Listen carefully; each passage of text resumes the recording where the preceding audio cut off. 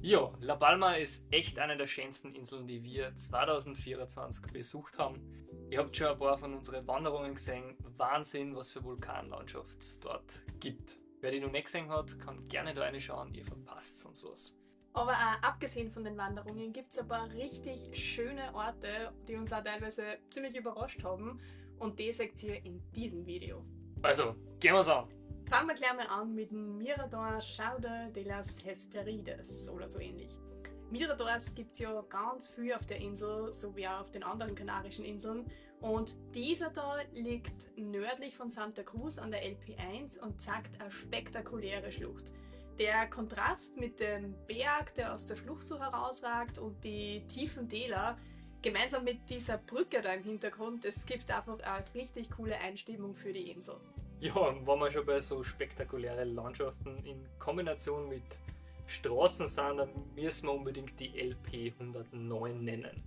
Uns hat irgendwer den Tipp gegeben, wir sind dann gefahren und wir müssen sagen, also ihr seht es da, richtig spektakulär.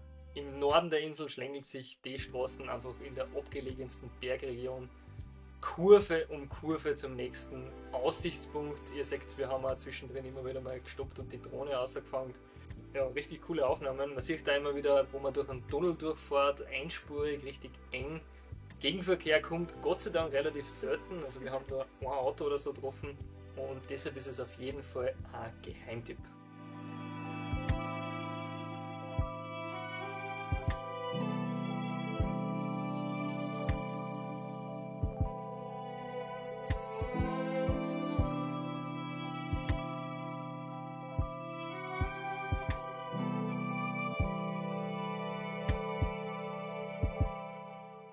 Von der LP 109 ist es kein weiter Weg zu einem weiteren Highlight auf La Palma.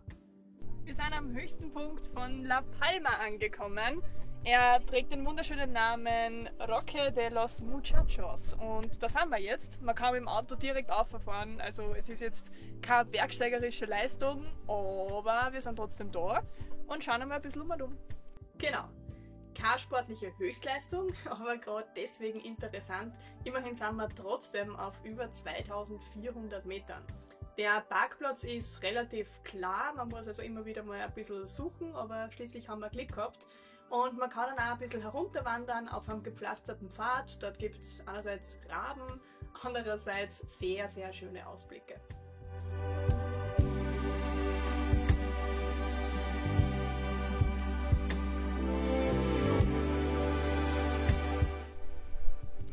So, man kann dann noch ein bisschen heruntergehen und hat da nur mehr einen schönen Ausblick. Immer nur wegen am Sahara-Staub etwas eingeschränkt, aber wirklich ein netter Walk und ja, sehr gemütlich und sehr coole Aussicht auf den höchsten Berg da.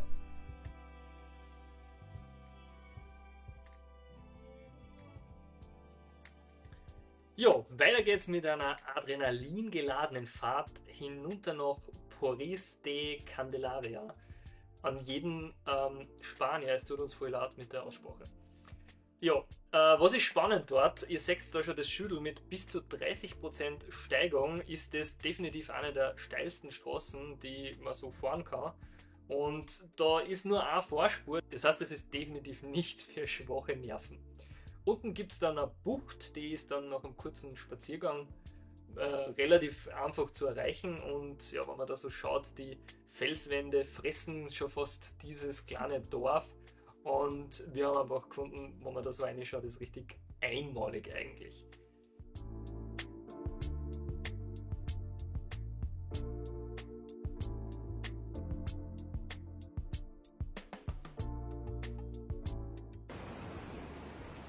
So, wir sind jetzt da in diesem kleinen Dorf und es schaut nicht sehr belebt aus. Es ist eher so zum Durchgehen ein bisschen, aber es ist irgendwie wirklich eine sehr schöne und einmalige Kulisse.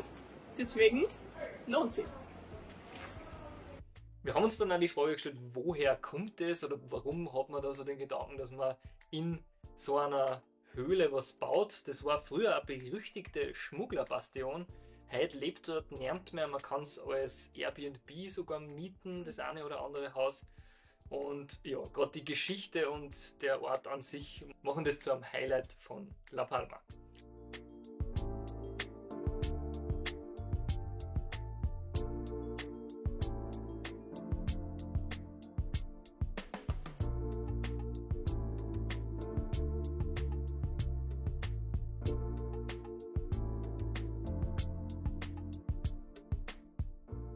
Übrigens, die Fahrt nach oben ist auch wieder nicht ohne, logischerweise, weil alles, wo man runterfährt und das schon gefährlich ist, ist es auf natürlich auch nicht besser.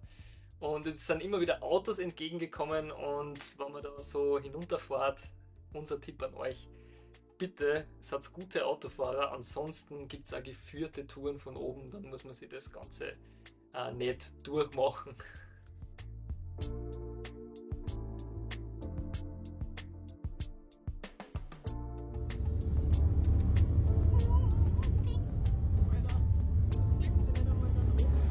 Easy. Easy! Ja, zum Thema Durchmachen. Das ist nicht die einzige Straße auf La Palma, die steil ist.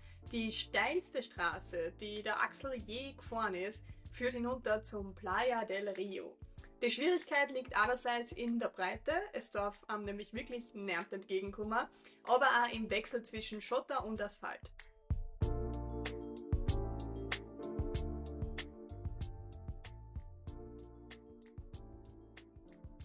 Viermal vier wäre wahrscheinlich hilfreich gewesen, aber die Ausblicke, die ihr da seht, die waren es auf jeden Fall wert.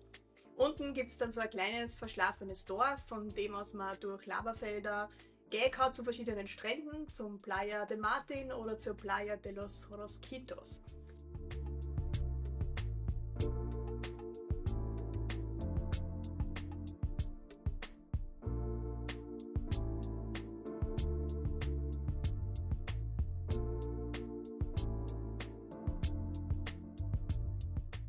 Dank der Straße trifft man auf keine anderen Besucher und man kann sie ganz allein gemütlich abkühlen.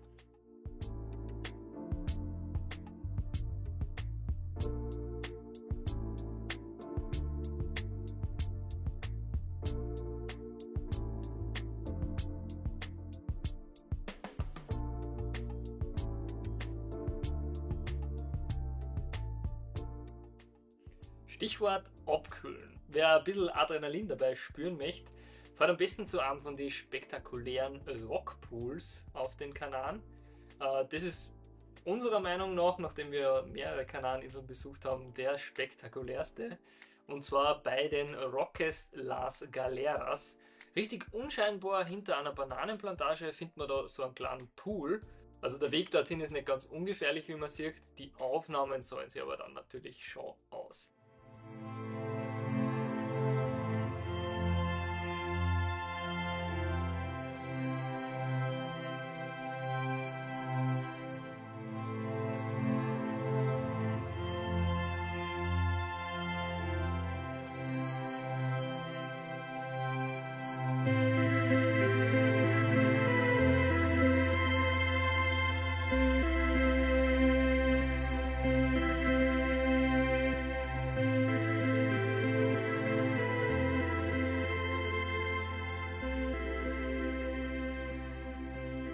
Ja, der Spot eignet sich ja perfekt als Sunset-Destination, wo man dann einfach den Abend ausklingen lassen kann. Wer am Abend aber lieber eine andere Destination möchte, ist mit dem Leuchtturm von Fuencaliente gut beraten. Der scheint im Abendlicht so richtig schön rot und die gleichnamigen Salinen daneben geben einen wunderbaren Kontrast. Am besten bleibt man beim Mirador Alfaro stehen und genießt einfach nur, was man dort sieht. Ja, und abschließend gibt es da auch noch einen mega Geheimtipp von uns, und zwar den Puertito de Santo Domingo. Die Straßen dorthin ist eng, aber asphaltiert und ähnlich wie beim Porris de Candelaria direkt am Meer gelegen.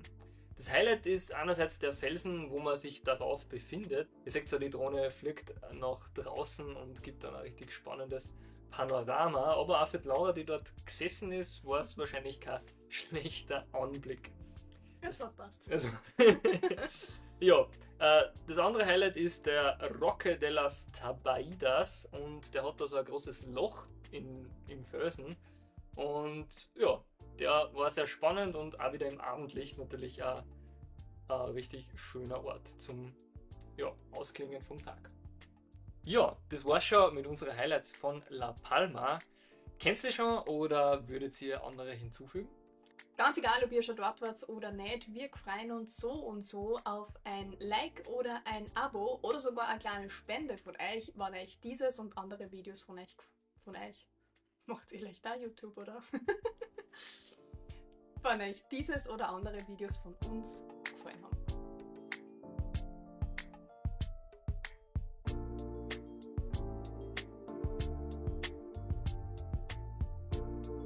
So oder so freuen wir uns, wenn ihr dem Video einen Like... Da war gerade jeder Grammatikfehler falsch, oder? Gibt's ja nicht. Jeder Grammatikfehler. Jeder Grammatikfehler war falsch. Ich nehme schon Zeit, das erste. Ja. Nein, wird nicht besser, aber probieren wir es nochmal. So oder so freuen wir uns, wenn ihr euch... Das gibt's ja nicht. Okay, nochmal. So oder so freuen wir uns, wenn ihr uns ein Like, ein Abo oder vielleicht sogar eine kleine Spende da lasst, wenn euch dieses oder ein anderes Video gefallen haben. Ende.